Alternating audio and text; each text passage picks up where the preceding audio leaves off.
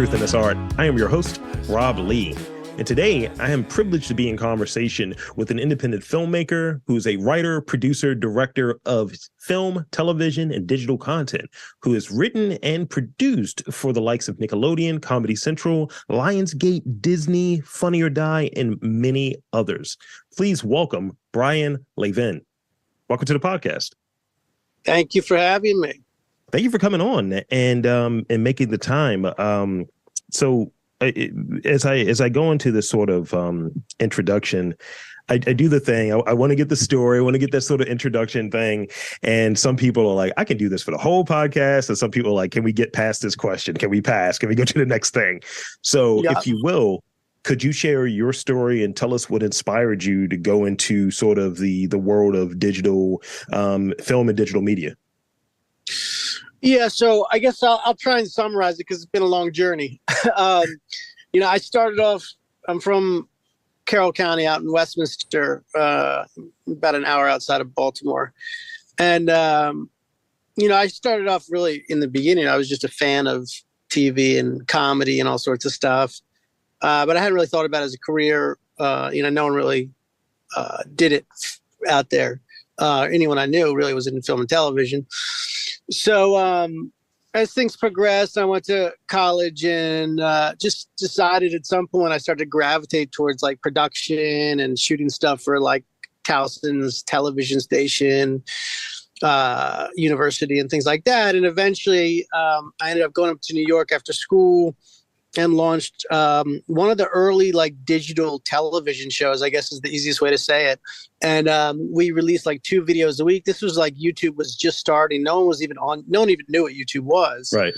I was like driving down to New Jersey, meeting with a guy who was teaching me how to code. I was eating at like taxi stand, places at like 3 a.m, trying to release 2 videos a week.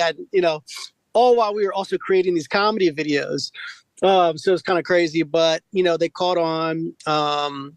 Laura Michaels' company, Broadway Video, scouted us to bring us into like an overall deal with Adult Swim, who had a new digital network called Super Deluxe.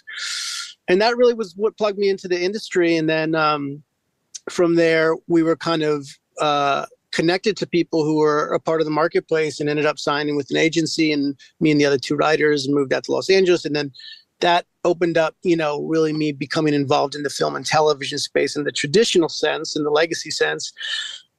And then as of recently, during the pandemic, I saw how many views these YouTube videos, particularly for kids programming, were getting and things like that. And they were building these essentially media companies off of these brands, these kids brands, a lot other brands too, like Mr. Beast and stuff. And so then I kind of dipped back into the digital space and launched this kids network called Groovy Monsters, which we just started releasing videos, and there's a bigger, kind of plan behind that. Yeah. But that's kind of the long and short of it. And I think, sometimes I would create content that media companies would buy for me. Other times they would need someone to come in to help produce something, or they had an idea, or they needed a writers. And so it kind of worked both ways, just in terms of me being kind of a hired kind of person or consultant or producer. And other times I would just sell directly. That's the genesis and maybe the whole story. No, I appreciate you telling us about that. And I think it's a good spot for us to go into this next question, almost a natural segue. So tell us about Groovy Monsters. Where did the sort of idea come from? And, tell us about your production. It's all types of stuff that's baked in there. So, tell us about ultimately the mission between the work that you're doing, ultimately what you want to do and what you are doing. And tell us about Groovy Monsters. Yeah, so I had worked with Nickelodeon and Disney on projects. I worked with some big kind of kids movies that they would bring me in to kind of punch up some stuff and make it funnier or whatever. So I had been in the kids space almost like accidentally. I just kind of found myself involved in that space a little bit. But then kind of during the pandemic, a lot of the film and television stuff kind of shut down for a while. And even if it got going in a formal sense, there was just so much uncertainty that it was really kind of hard to put together projects and deals unless you were really an established kind of A-list type of filmmaker already. So I noticed that like a lot of the deals and stuff that I was doing were dragging on or falling apart and things like that. And at the same time, I saw that my kids one of my kids who's 5 years old was watching a lot of YouTube, was more interested in watching like YouTube shorts than television shows really. And, she had her favorite things and these were content creators who created a high quantity of content.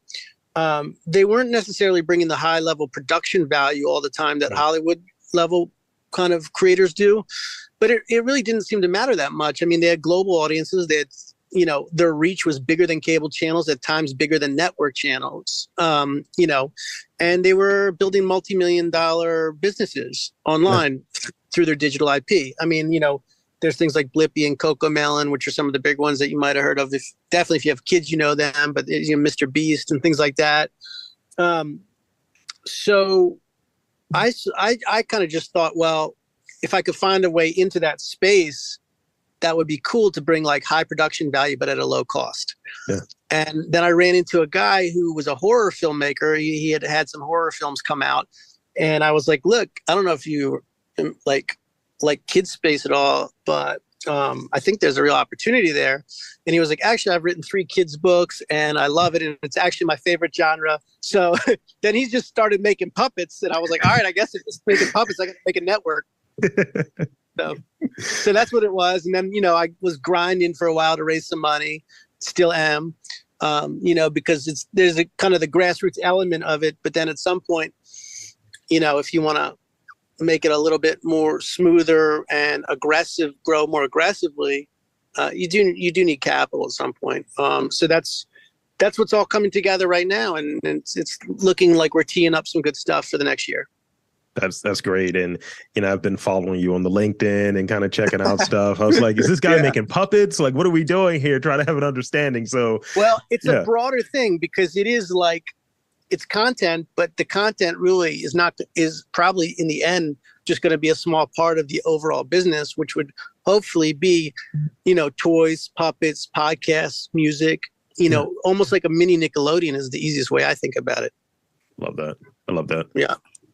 So describe the experience in working with some of these major names. I went through creating content for like the likes of the Disneys, the Time Warners, Lionsgate, Comedy Central, Funny or Die, and many other companies. Describe that experience. And if you will, what was your first project that you were brought in on? Break that down for us.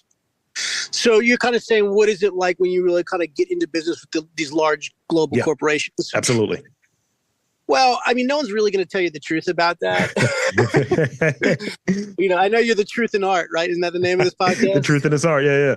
Yeah. You're not going to get much truth, but I can kind of dance around it. I'm here for it. Yeah. Well, I'll do the best I can.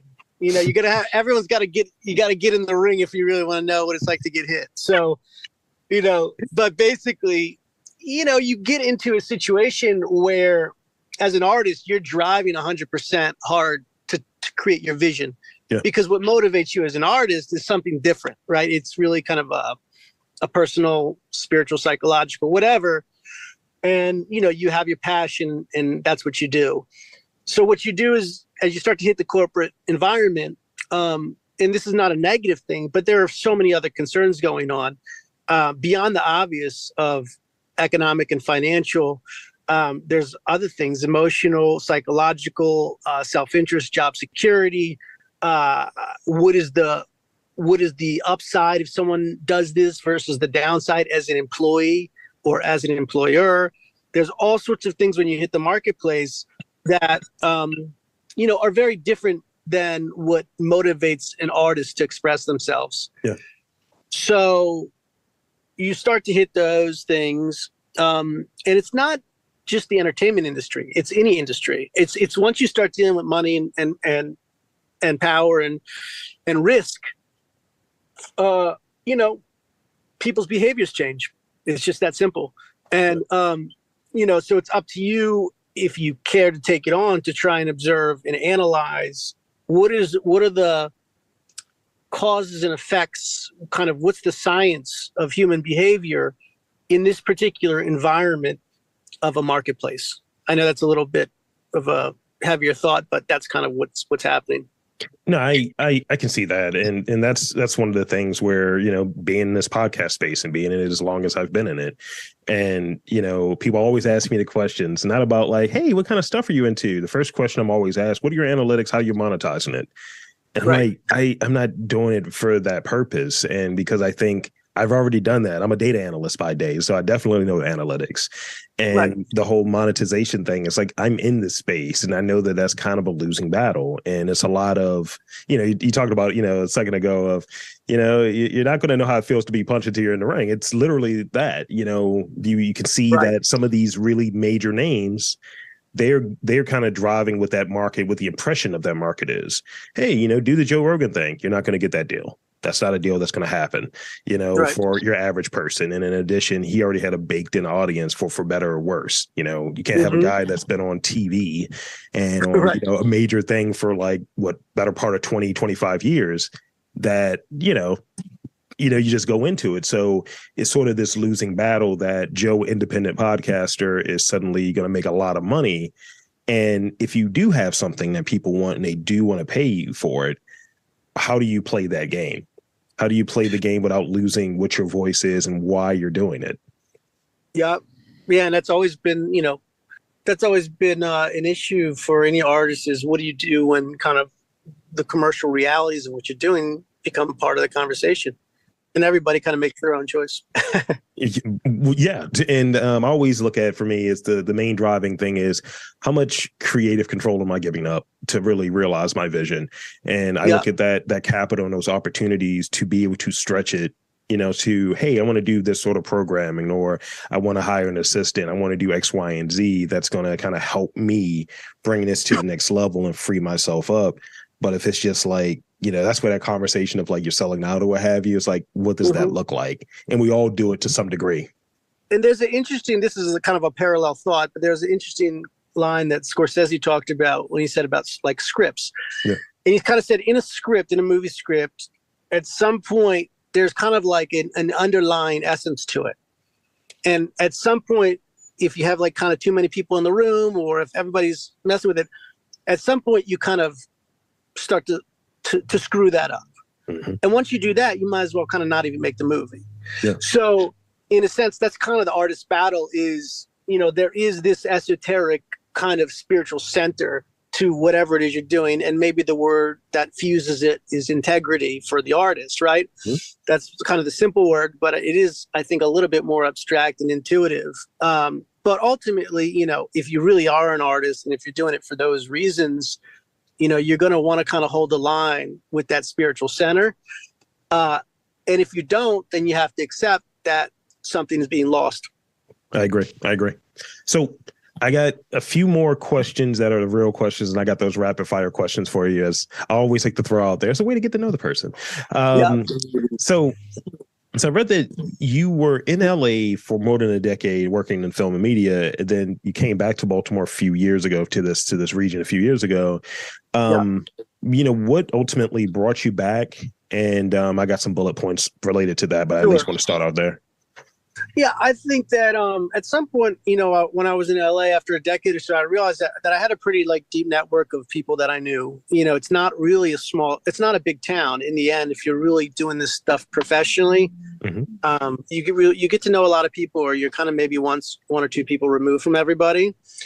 So I felt that like, my wife and I were having a baby and we wanted to be around the family for that experience. And we said, and I thought, with technology as it is and everything and just my network at this point, having grinded for, a decade out there to try and get to know a lot of people and do a lot of work, let's go to Baltimore and see if we can kind of be around the family and do two things at once. And I was going to make a small movie anyways. So I was, essentially going to step away for like a year anyways to just direct a film, which is what I did. So we moved back to Baltimore. I directed this indie film called Union Bridge, which I shot out in Carroll County. And then, we had the baby, and then essentially not too long after that, the pandemic hit. So then that was kind of a situation where it was like, okay, now we really do need the family around a lot to help us out because we got 2 kids now and, a plague over the land. So yeah, we probably stay put for a minute. So in terms of like the local industry, like I've had the opportunity to kind of talk with some folks. I'm described as the podcast guy with the folks in the whole media and film industry. Okay. And that's been really cool. From your vantage point, what do you think like the local industry, like of the local industry, like how is that changing? Like from, being removed and being in LA for as long as you have and coming back, how has it changed? And what sort of projects do you want to see coming out of Baltimore from that sort of filmmaker and that business lens? I think to really get to the heart of that issue of Baltimore and film and a broader issue of art, you have to pull a more bigger thread, which is capitalism. So essentially, I mean, this is just how it's worked for hundreds of years, is, the capital is concentrated in a few different places. And, back in the day, it was London, and then London to New York, and then London, New York, LA, and then London, New York, LA, San Francisco, right? Yeah. So what you start to see is as you step out of those areas in those social networks and geographic networks, the drop off of access to opportunity and capital is massive, really.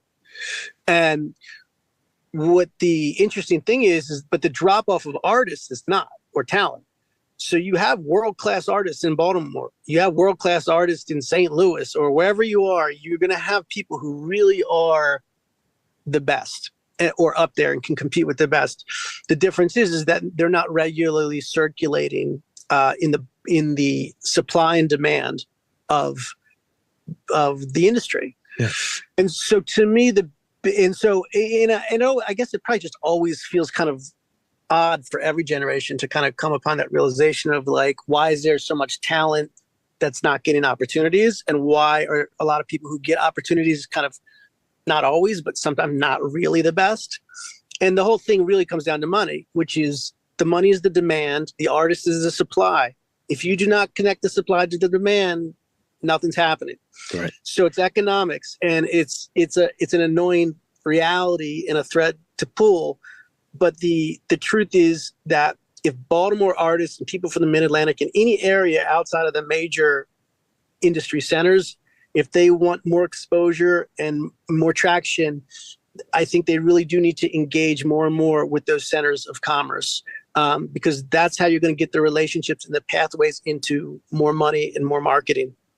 I like that. I like hearing that, because and thank you for breaking that down, because I think a lot of times we hear this notion of, I want to do it here, I want to make it happen here, and I don't want to leave because that feels like selling out. And I've been dipping the toe, as it were, and going into different regions and doing sort of these interview series in different cities. And that's been something that's been important for me, because I think the starting point for this podcast, I think that reasoning applies into multiple cities. People have this sort of reputation, and this is not what's really happening, or there are some approved people who can talk about arts and culture or what have you. I'd rather get into the fringes. I'd rather talk to the people who I think are doing interesting work. And it's not always the people who have the biggest amount of clout. And, being able to stretch into these different zones, I think it broadens it. And, like right now, I'm working on this series that is, as we're recording this, working on a series that's in Philly. And that's going to be a thing that continues. It's right up the street. It's a lot of similarities. And that's been going well. And that's been opening up sort of those opportunities you were describing. Philly's a little further ahead in this sort of rebrand and sort of this focus on providing access to folks in arts and culture there, a little further ahead than we are. And I think that sort of rebrand that's happened there and it continues to happen is going to happen down here very similarly. In Baltimore, should be very similar. So it's kind of seeing it, almost in a Jules Verne sort of way, seeing it a little early. Yeah, and like here, the thing is, and this is, I think, a critical thing. If an artist outside of, let's just say New York and LA, because that's really what's happening. Sure. So if you're an artist and you're outside of New York and LA, and you say, well, it sucks, I'm really good, but it's just tough to get traction and move the ball down the field because there's not a lot of opportunities. Okay, so that certainly was an issue that held up in the past. And it's still relevant, but I have to say, you need to use the internet. There is LinkedIn, there is Instagram. You need to be your own agent. Particularly if you're not in New York and LA, there's no reason why you can't send out 5,000 messages on LinkedIn, Instagram to everybody in New York and LA who might be in your zone. Yeah. And you know what I mean? And say, here's who I am, here's what I do. And all you need is one of those people to say, oh, that's really cool. Let me introduce you to somebody. So, it's still an issue, but in a sense, you can circumvent some of the geographical limitations. Yeah, and kind of asymmetric competitive disadvantage. Yeah. By using the internet and by being your own promoter and being very specific about who you're trying to reach. I know artists don't like to do that. So a lot of times. So if you don't, you got to find somebody, your cousin, your friend, whoever, and have them do it for you if they're more comfortable. I mean, that's in part how this interview is happening. I reached out to you on LinkedIn. I was like, hey, man, how's it going? Yeah, I mean, if I told you the people that I have gotten in front of through social media, Instagram, LinkedIn, some of the biggest people in the industry. Yeah. I mean, my approach is always like, if I can reach out, get an email, and then kind of spark up a conversation and really reveal what I'm doing. And, I get a lot more yeses than no. And, I can accept those no's. I get a fair amount of like, oh, I missed that. I didn't see that. But right. people are generally down to do it. And, it's like you said, it takes one. When I was working to get sponsors, because, it's always a capital thing. Podcasting free. Right. It takes that one. And it's like, oh, yeah, I want to do ads with you. Great. And then the one person sees it. And then the next business, like, oh, I want to do ads as well. I saw this ad from blah, blah, blah. And that's how it kind of works. There's also like a psychological thing. Just one thing I want to add to that, which is if you talk so it sucks when people say no, or they don't, recognize your genius or whatever, right? It sucks, right? Because we're all geniuses. So, it just sucks that everybody doesn't just, put us on CBS for 5 hours a night. But, if you talk to anybody in sales, and so again, coming back to economics, what is sales? Sales is when supply and demand connect and interact. That's all it is. So when you talk to anybody in sales, the first thing they'll tell you is they got to talk to 1,000 people before one of those people gives them money, or they got to talk to 500 people, or they got to, it's sales is all about selling, is all about people saying no all day. And, and like, yes is like, the atypical event. So I think that's the other part, is if you start to like promote yourself and try and get in front of people, you should be surprised when someone says yes, pleasantly surprised, but you should really be expecting almost everybody to say no. So, I think that's just a big part of it too, which artists, also, because they're not in the business space, they don't know the realities. And the reality is, in business, most of the time, people don't buy what you're selling. Yeah, 100%. So I got one last real question, and it's about like productions. It's about so from your standpoint, what has served you most as being a person that's a filmmaker, as a producer that's in that sort of industry, in terms of collaboration, in terms of making out that finished project, in terms of you may run into a production problem, post-production problem. Tell me about those traits that have been most important for you to be successful in your lane. Like in terms of pure production, like we've got the idea, now we need to create it, and now here's the movie. Absolutely.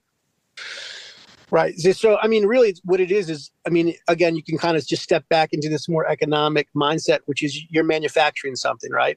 You have this idea, it's like a car, and now you have to make this idea physical. So when you get into that, obviously there's a lot of logistics that have to go right.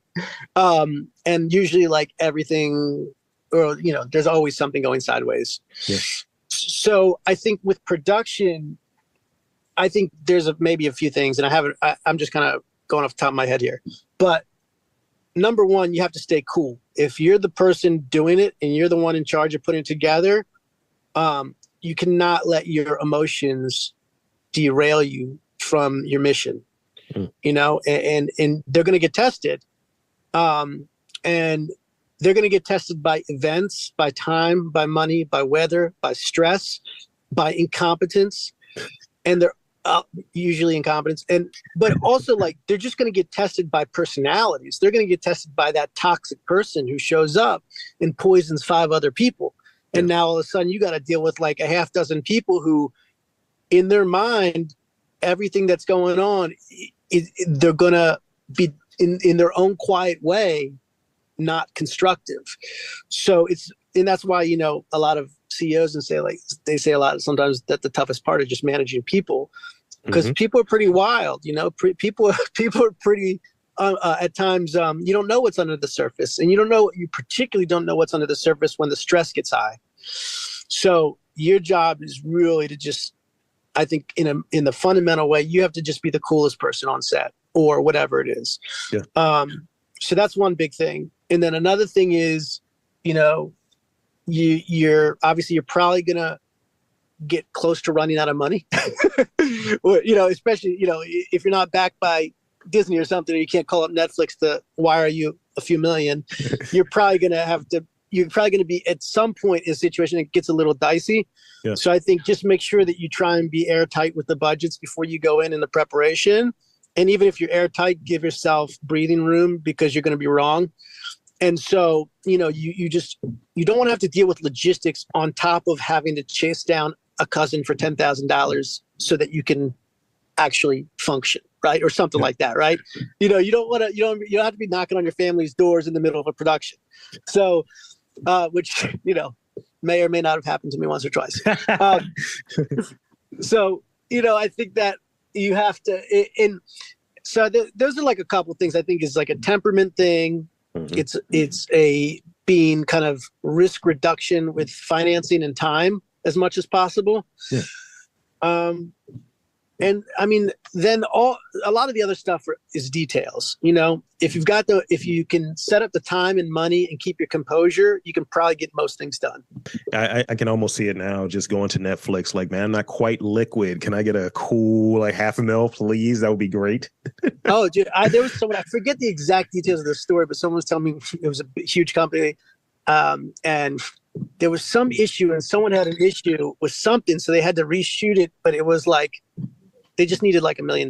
And in order to avoid a bigger issue, they just they had $1 million in like an hour, So, I mean, I think it's like, once you get to companies that move around $8 billion, I think they can help you out.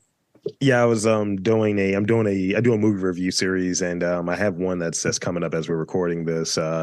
And I was reading about an oral history about this Batman Returns, and it's this one scene that's a kind of a throwaway scene towards the end of the movie where the bat signal is in the sky and you see Catwoman looking at it. That scene cost $250,000 to shoot, and it's kind of a throwaway. Yeah.